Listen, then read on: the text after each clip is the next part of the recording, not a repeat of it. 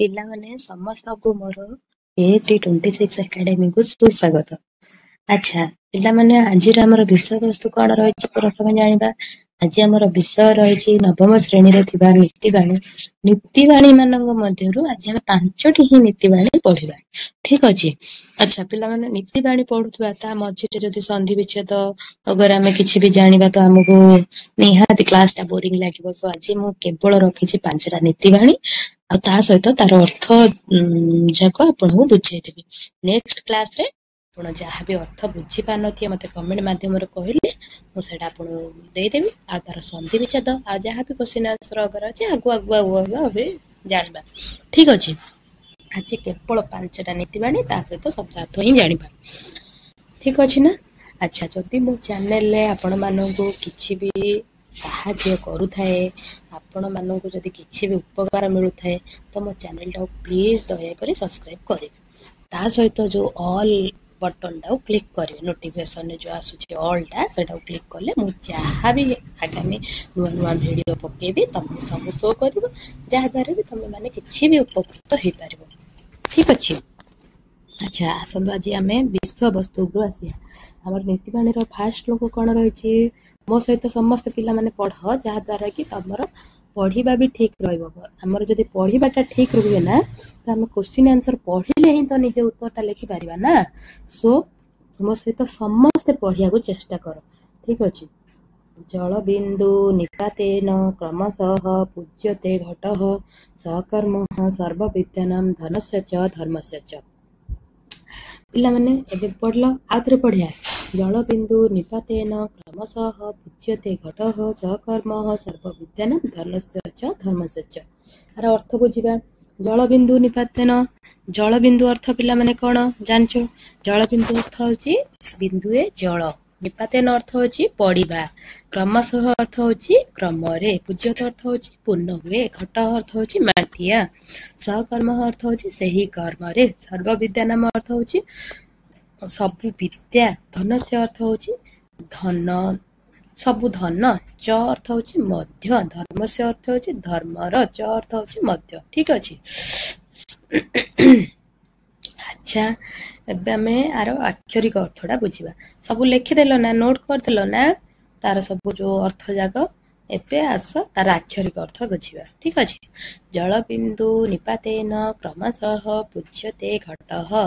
ବିନ୍ଦୁଏ ବିନ୍ଦୁଏ ଜଳ ପଡିବା ଦ୍ୱାରା ଯେପରି ମାଠିଆଟି ପୂର୍ଣ୍ଣ ହୁଏ, ସକର୍ମଃ ସେହି କର୍ମରେ, ସର୍ବବିଦ୍ୟାନାଂ ଧନସ୍ୟ ଚ ଧର୍ମସ୍ୟ ଚ ସେହି କର୍ମରେ କିଛି କିଛି ବିଦ୍ୟା ଦ୍ୱାରା ଜଣେ ବିଦ୍ୱାନ, ଗୋଟେ ଗୋଟେ ମୁଦ୍ରା ସଂଗ୍ରହ ଦ୍ୱାରା ଜଣେ ଧନୀ, କିଛି କିଛି ଧର୍ମ ଆଚରଣ ଦ୍ୱାରା ଜଣେ ଧାର୍ମିକରେ ପରିଣତ ହୁଏ।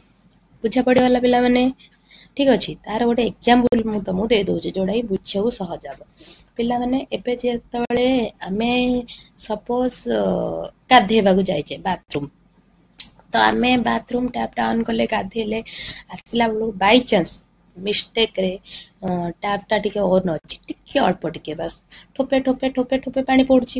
ହେଲେ ପାଣି ପଡୁଛି, ତମେ ଯଦି କିଛି ସମୟ ପରେ ସେଇଟାକୁ ଯାଇକି ଦେଖିବ ତ ଦେଖିବ ଆଟଲିଷ୍ଟ ଗୋଟେ ମଗଟେ ତ ପାଣି ହେଇଯାଇଥିବ। 1 ଆୱାର 2 ଆୱାର ଭିତରେ ଯାଇ ଯଦି ଦେଖିଲ ମଗ ପାଣି ହେଇଯାଇଥିବ। ସେଇଟାକୁ ଯଦି ତମେ କଣ କରିବ ନା ଆଉ ଟିକେ ସମୟ ଛାଡି ଯିବ ତ ବାଲ୍ଟିରେ ଅଲରେଡି ହାଫ ବାଲ୍ଟି ପାଣି ହେଇଯାଇଥିବ, ତାର ଆଉ କିଛି ଘଣ୍ଟା ଛାଡି ଯିବ ତ ଦେଖିବ ପୁରା ବାଲ୍ଟିଏ ପାଣିରେ ପରିଣତ ହେଇଯାଇଥିବ। ସେ ସେଇଟା ହିଁ କହୁଛି, ଯଦି ବିନ୍ଦୁଏ ବିନ୍ଦୁଏ ଜଳ ପଡିବା ଦ୍ୱାରା ମାନେ ଆମର କୌଣସି ବି ପାତ୍ର, ଘଟ ହଉ, ମାଠିଆ ହଉ, ଯାହା ବି ହଉ, ଯଦି ପୂର୍ଣ୍ଣ ହେଇପାରୁଛି, ଠିକ ସେହିପରି ଭାବରେ ଆମେ ଯଦି କିଛି କିଛି ବିଦ୍ୟା ଆହରଣ କରିବା ଆମେ ଭଲ ବିଦ୍ୟାର୍ଥୀ, ଯଦି କିଛି କିଛି ମୁଦ୍ରା ସଂଗ୍ରହ କରିବା ତ ଆମେ ଧନୀ, କିଛି କିଛି ଧର୍ମ ଆହରଣ କଲେ ବି ଆମେ ଧାର୍ମିକରେ ପରିଣତ ହେଇଯିବା। ବୁଝା ପଡିଲା ପିଲାମାନେ? ଯଦି କୌଣସି ବି ଡାଉଟ ଅଛି ମତେ କମେଣ୍ଟ ମାଧ୍ୟମରେ ନିହାତି ଜଣାନ୍ତୁ। ମୁଁ ନେକ୍ସଟ କ୍ଲାସରେ ୟାର ଆପଣ ମାନଙ୍କର ଡାଉଟ କ୍ଲିୟର କରିବାକୁ ଚେଷ୍ଟା କରିବି। ଠିକ ଅଛି। ଓକେ, ଆସ ପିଲାମାନେ ଏବେ ଆମେ ଯିବା ସେକେଣ୍ଡ 2 ନମ୍ବର ଶ୍ଲୋକକୁ। ଠିକ ଅଛି। କଣ ଅଛି 2 ନମ୍ବର? ମୋ ସହିତ ସବୁ ପଢ। ଉପଦେଶ ହି ମୂର୍ଖାଣାମ ପ୍ରକୋପାୟ ନ ଶାନ୍ତୟେ ପୟପାନମ ଭୁଜଗାନମ କେବଳମ ବିଷ ବର୍ଦ୍ଧନମ। ଅର୍ଥାତ୍ ଉପଦେଶ ହି, ଉପଦେଶ ଅର୍ଥ କଣ? ନା ଉପଦେଶ ଅର୍ଥ ବୁଝିପାରୁଛ? ଆମେ ଯୋଉ ଅନ୍ୟକୁ ଯୋଉ ଉପଦେଶଟା ଦଉଛେ, ଉପଦେଶ ହିଁ ମୂର୍ଖାଣାମ। ଉପଦେଶ ହିଁ ମୂର୍ଖାଣାମ। ମୂର୍ଖାଣାମ ଅର୍ଥ ବୁଝିପାରୁଛ? ମୂର୍ଖ ମାନଙ୍କୁ ପ୍ରକୋପାୟ ଅର୍ଥ, ପ୍ରକୋପ ଅର୍ଥ ରାଗକୁ ନ ଶାନ୍ତଏ, ଶାନ୍ତ କରିପାରେ ନାହିଁ। ପୟଃ ପାନମ, ପୟଃ ଅର୍ଥ କଣ? ପୟଃ ଅର୍ଥ କଣ ପିଲାମାନେ କିଏ ଜାଣିଛ କୁହ? ପୟଃ ଅର୍ଥ ହଉଛି କ୍ଷୀର। ପାନମ ଅର୍ଥ ପିଇବା। ଭୁଜଗାନମ ଅର୍ଥ ସାପ। କେବଳମ ଅର୍ଥ କେବଳ। ବିଷବର୍ଦ୍ଧନମ ଅର୍ଥ ବିଷ ବଢାଇଥାଏ। ଠିକ ଅଛି, ଏବେ ବୁଝା ପଡି ଯାଇଥିବ। ଆଚ୍ଛା, ଆମେ ତାର ଆକ୍ଷରିକ ଅର୍ଥଟା ବୁଝିବା। ଉପଦେଶ ହିଁ ମୂର୍ଖାଣାମ ପ୍ରକୋପାୟ ନ ଶାନ୍ତଏ। ଆମେ ମୂର୍ଖ ମାନଙ୍କୁ ଯେତେ ଉପଦେଶ ଦେଲେ ମଧ୍ୟ ତାର ପ୍ରକୋପ ବା ରାଗକୁ କେବେ ବି ଶାନ୍ତ କରିପାରିବା ନାହିଁ। ଯେପରି ପୟଃ ପାନମ ଭୁଜଗାନମ କେବଳ ବିଷବର୍ଦ୍ଧନମ। ସାପକୁ ଆମେ ଯେତେ କ୍ଷୀର ଦେଲେ ମଧ୍ୟ ଯେପରି ତାର ବିଷ କମି ନଥାଏ, କେବଳ ବଢି ବଢି ଚାଲିଥାଏ, ଠିକ ସେହିପରି ଆମେ ମୂର୍ଖ ମାନଙ୍କୁ ଯେତେ ଉପଦେଶ ଦେଲେ ମଧ୍ୟ ତାର କିଛି ବି ଉପକାରରେ ଆସେନି। ଠିକ ଅଛି, ତାର ରାଗ ବା କ୍ରୋଧ ଯାହାକୁ ବି ଆମେ କିଛି ଶାନ୍ତ କରିପାରିବାନି। ଠିକ ଅଛି, ଏବେ ବୁଝା ପଡିଗଲା। ଆର ମୋଟାମୋଟି ଭାବରେ କହିବାକୁ ଗଲେ ଆମେ ଏତିକି ହିଁ କହିପାରିବା, ଯେପରି ଆମେ ସାପକୁ ଯେତେ କ୍ଷୀର ଦେଲେ ମଧ୍ୟ ତାର ଆମେ ବିଷଟାକୁ କମେଇ ପାରେ ନାହିଁ, ବରଂ ବଢି ବଢି ଦିନକୁ ଦିନ ଚାଲେ, ଠିକ ସେହିପରି ଆମେ ମୂର୍ଖମାନଙ୍କୁ ଯେତେ ବି ଉପଦେଶ ଦେଲେ କୌଣସି ଫଳ ହୁଏ ନାହିଁ। ତାର ମାନେ ତାର ରାଗଟାକୁ ଆମେ କେବେ ବି ଶାନ୍ତ କରିପାରିବାନି। ଠିକ ଅଛି, ଏବେ ଏଇଟାର ଅର୍ଥଟା ବୁଝା ପଡିଗଲା ଆପଣ ମାନଙ୍କୁ। ଠିକ ଅଛି, ଏବେ ଚାଲ ଆମେ 3 ନମ୍ବର ଶ୍ଲୋକରେ କଣ ଅଛି ଦେଖିବା। 3 ନମ୍ବର ଶ୍ଲୋକରେ କଣ ରହିଲା? ମୋ ସହିତ ସମସ୍ତେ ପଢ ଆଥରେ।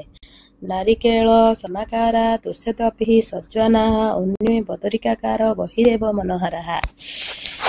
ଆଚ୍ଛା ପିଲାମାନେ ସମସ୍ତେ ଜାଣିଥିବ ନାରିକେଳ ଅର୍ଥ କଣ? ନାରିକେଳ ଅର୍ଥ ହଉଛି ନଡିଆ। ସମାକାର ଅର୍ଥ ହଉଛି ସେହିପରି। ଦୁଷ୍ୟନ୍ତ ଅପିହି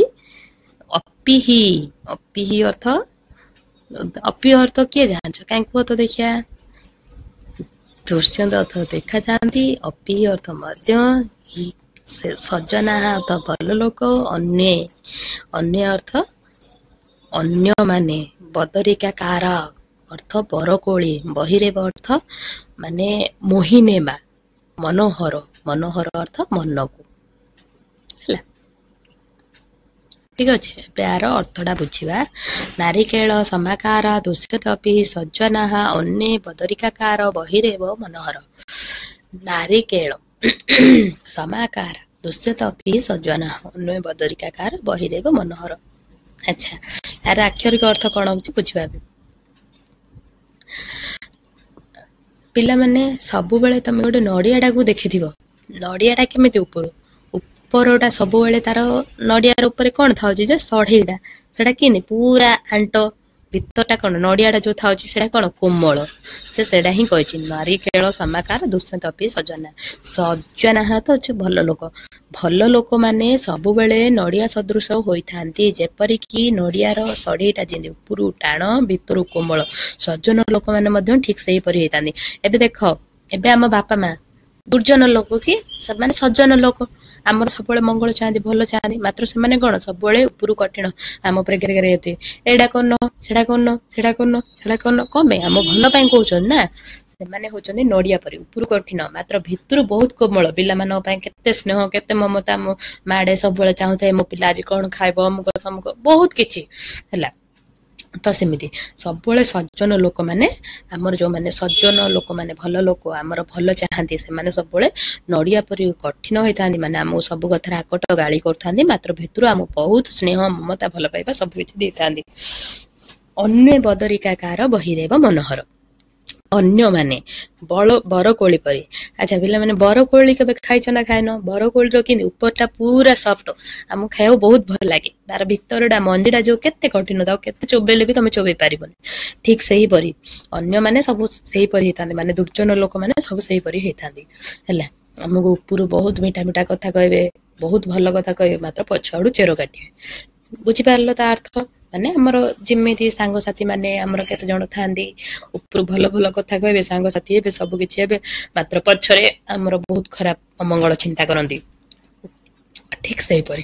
ଆଚ୍ଛା, ଆର ଆକ୍ଷରିକ ଅର୍ଥ ହଉଛି କଣ ବୁଝିପାରିଲ ନା ପିଲାମାନେ? ଏବେ ସଜ୍ଜନ ଲୋକମାନେ ସବୁବେଳେ ଉପରୁ କଠିନ ଭିତରୁ କୋମଳ ହେଇଥାନ୍ତି। ହେଲା। ଦୁର୍ଜନ ଅନ୍ୟ ମାନେ ସବୁ ମାନେ ଯେତିକି ଦୁର୍ଜନ ଲୋକ ସବୁ ବରକୋଳି ଭଳି ହେଇଥାନ୍ତି, ଉପରୁ କୋମଳ ଭିତରୁ କଠିନ। ବୁଝା ପଡିଗଲା। ଆଉ ଥରେ କହୁଛି, ଯାହା ବି ଡାଉଟ୍ ଅଛି ମତେ କମେଣ୍ଟ ମାଧ୍ୟମରେ ଜଣ ପିଲାମାନେ, ମୁଁ ତମର ସବୁ ଡାଉଟ୍ କ୍ଲିୟର କରିବାକୁ ଚେଷ୍ଟା କରିବି। ବୁଝା ପଡିଗଲା 3 ନମ୍ବର ଶ୍ଲୋକ। ଆସ ଏବେ 4 ନମ୍ବରକୁ ଯିବା। ଠିକ ଅଛି। ଆଚ୍ଛା, 4 ନମ୍ବର ଶ୍ଲୋକ କଣ କହିଲା ଦେଖିବା। ବିନା କାର୍ଯ୍ୟେଣ ଯେମୁଢା ଗଚ୍ଛତି ପରମ ମନ୍ଦିରମ୍ ଅବଶ୍ୟମ୍ ଲଘୁତାମ୍ ଯାନ୍ତି କୃଷ୍ଣ ପକ୍ଷେ ଯଥା ଶଶୀ। ଠିକ ଅଛି। ପିଲାମାନେ ଆର ଅର୍ଥ କଣ କୁହ? ସମସ୍ତେ ମୋ ସହିତ ରିଡିଂ କଲ ନା ଆଉ ଥରେ କରିବା? ବିନା କାର୍ଯ୍ୟେଣ ଯେମୁଢା ଗଚ୍ଛତି ପରମ ମନ୍ଦିରମ୍ ଅବଶ୍ୟମ୍ ଲଘୁତାମ୍ ଯାନ୍ତି କୃଷ୍ଣ ପକ୍ଷେ ଯଥା ଶଶୀ। ଏହାର ଅର୍ଥ କଣ? ବିନା କାର୍ଯ୍ୟଣେ, ବିନା କାର୍ଯ୍ୟରେ, ଯେ ମୁଢା, ଯେଉଁ ମୂର୍ଖ, ମୁଢା ତ ମୂର୍ଖ, ଗଚ୍ଛତି ଯାଆନ୍ତି, ପର ମନ୍ଦିରମ୍ ପରର ମନ୍ଦିର ବା ପରର ଘରକୁ, ଅବଶ୍ୟମ୍ ଲଘୁତାମ୍ ଯାଆନ୍ତି, ଅବଶ୍ୟ ଲଘୁତାମ୍ ଅର୍ଥ ଲଘୁତାମ୍ ଯାଆନ୍ତି ମାନେ ବାରମ୍ବାର ଯାଆନ୍ତି, କୃଷ୍ଣ ପକ୍ଷେ ଯଥା ଶଶୀ, କୃଷ୍ଣ ପକ୍ଷରେ ଯେପରି ଶଶୀ, ଯଥା ଅର୍ଥ ଯେପରି, ଶଶୀ ଅର୍ଥ ହଉଛି କଣ? ଚନ୍ଦ୍ର। ଆଚ୍ଛା, ଆର ଆକ୍ଷରିକ ଅର୍ଥ ଏବେ ବୁଝିବା। ବିନା କାର୍ଯ୍ୟେଣ ଯେମୁଢା ଗଚ୍ଛତି ପରମନ୍ଦିରମ୍ ଅର୍ଥ କୌଣସି କାମ ନଥାଏ କି ଯେଉଁ ମୂର୍ଖ ପରର ଘରକୁ ଯାଆନ୍ତି, ଅବଶ୍ୟମ୍ ଲଘୁତାମ୍ ଯାଆନ୍ତି କୃଷ୍ଣ ପକ୍ଷେ ଯଥା ଶଶୀ, ଯେପରିକି କୃଷ୍ଣ ପକ୍ଷରେ। ଆଚ୍ଛା, ଆମର ଦିଟା ପକ୍ଷ ଜାଣିଛ, ଗୋଟେ ହଉଛି କୃଷ୍ଣ ପକ୍ଷ। କାଇଁ ଆମର କୋଉ କୋଉ ପକ୍ଷ ଅଛି? ଦିଟା ପକ୍ଷ କଣ କଣ କହିଲା? ଶୁକ୍ଳ ପକ୍ଷ, କୃଷ୍ଣ ପକ୍ଷ। ଠିକ ଅଛି।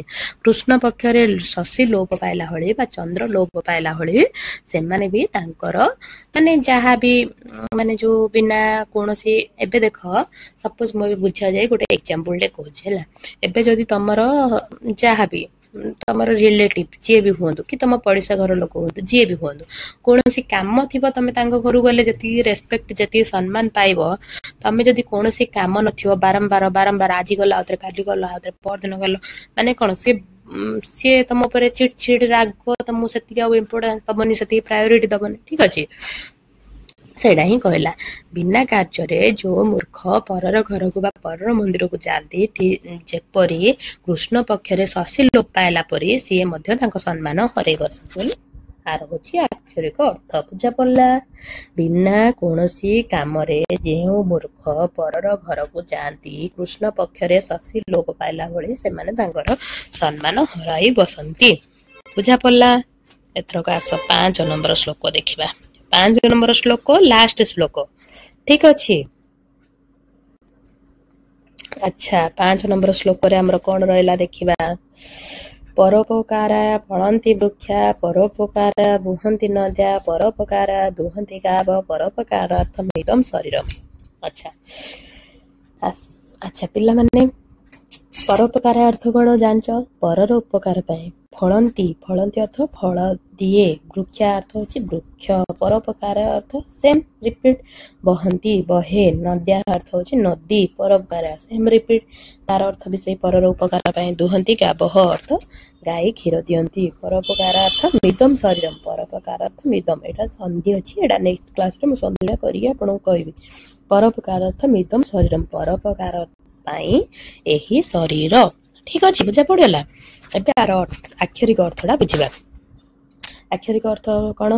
ପର ଉପକାର ପାଇଁ ବୃକ୍ଷ ଫଳ ଦାନ କରେ, ପରର ଉପକାର ପାଇଁ ନଦୀ ବହେ, ପରର ଉପକାର ପାଇଁ ଗାଈ କ୍ଷୀର ଦିଏ, ପରର ଉପକାର ପାଇଁ ଏହି ଶରୀର ଆମେ ଉତ୍ସର୍ଗ କରିବା ଉଚିତ।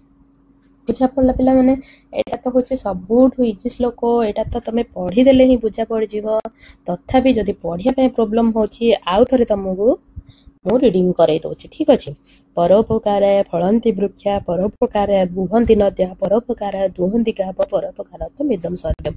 ଏ ଶ୍ଲୋକଟା ସବୁଠୁ ଇଜି ଅଛି, ତମେ ପଢିଦେଲେ ହିଁ ବୁଝିଯିବ। ଆଉ ଯଦି ବି ଏ 5ଟା ଯାକ ଶ୍ଲୋକ ମଧ୍ୟରେ ଯଦି ବି କିଛି ବି ପ୍ରୋବ୍ଲେମ ଅଛି, କୋଉଟା ବି ବୁଝି ହେଇନି, ତ କାଇଣ୍ଡଲି ମତେ ମେସେଜ କରନ୍ତୁ। ମୁଁ ନେକ୍ସଟ କ୍ଲାସରେ ତମକୁ ତାର ସବୁ ଅର୍ଥ ବୁଝେଇବା ପାଇଁ ଚେଷ୍ଟା କରିବି। ଠିକ ଅଛି। ଏବେ ଆମର 5ଟି ଯାକ ଶ୍ଲୋକ ହେଇଗଲା, ତା ସହିତ ତାର ଅର୍ଥ ହେଇଗଲା। ନେକ୍ସଟ କ୍ଲାସରେ ତାର ସନ୍ଧି ବିଚ୍ଛେଦ ଆଣିବା, ଆଉ ଯାହାର ଡାଉଟ ଥିବ ସେଇଟାକୁ କ୍ଲିୟର କରିବାକୁ ଚେଷ୍ଟା କରିବା। ଆଚ୍ଛା ପିଲାମାନେ ଆଜିର କ୍ଲାସଟା ତୁମମାନଙ୍କୁ କେମିତି ଲାଗିଲା? ଯଦି ଭଲ ଲାଗିଥିବ କମେଣ୍ଟ ମାଧ୍ୟମରେ ମୋତେ ଜଣେଇବେ। ମ୍ୟାଡ଼ାମ୍ କ୍ଲାସ୍ ଭଲ ଲାଗିଛି, ନେକ୍ସଟ ଭିଡ଼ିଓ ଆଣନ୍ତୁ। ନେକ୍ସଟ ଭିଡ଼ିଓ ନିହାତି କାଲିକି ଅପଲୋଡ଼ କରାଯିବ। ଠିକ୍ ଅଛି? ଆଚ୍ଛା ରହିଲି, ନମସ୍କାର। ସମସ୍ତେ ଭଲ ଭାବେ ରିଡ଼ିଂ କରିବ, ସବୁକିଛି ଭଲ ଭାବେ ପଢ଼ିବ।